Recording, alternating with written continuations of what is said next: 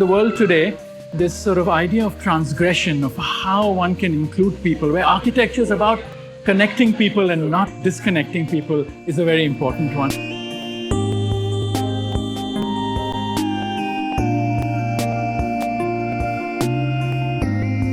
The free space as a provocation was through the idea of soft thresholds, because we felt that for free space to be operational, to occur, the thresholds were very important, because in the way we design thresholds in buildings, they can either be hard or they can be soft. If they're hard, they exclude people. If they're soft, they include people. And so in a lot of our projects, we were tempted to create the space of soft thresholds.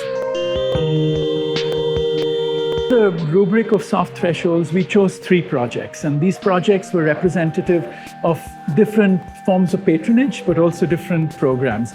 The first project we took was a project for low-income housing, which is a government project. And what's interesting is it's low-income housing for elephant keepers.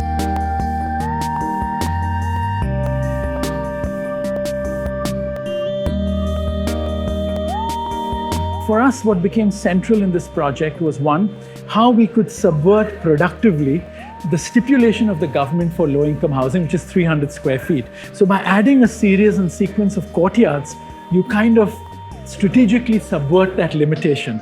And the house from a 350 square foot house becomes a 1,500 square foot house, of which 1,050 square feet is open to sky spaces, but in our climate, that's very helpful. People cook there, they sleep there. So suddenly the poor are in mansions.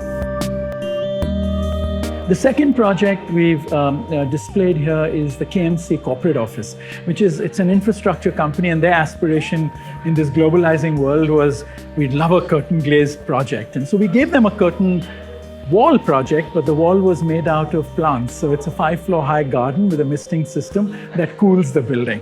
It sends out the message of an ecological kind of message, and it keeps the building cool in a low-cost kind of way.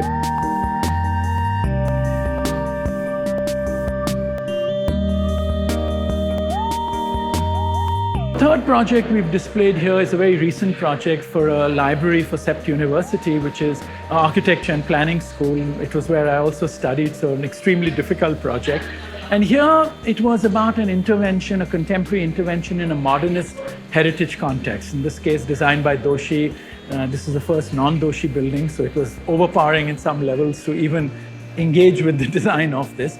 And here I think for us, it was in reverence and deferment to the architecture of the campus, we decided, even though our program required 6 stories, not to go above the buildings by Doshi, but to stay below them in respect.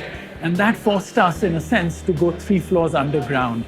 And so the challenge was, how do you build a 3 stories underground, take light in, take air in, create an environment?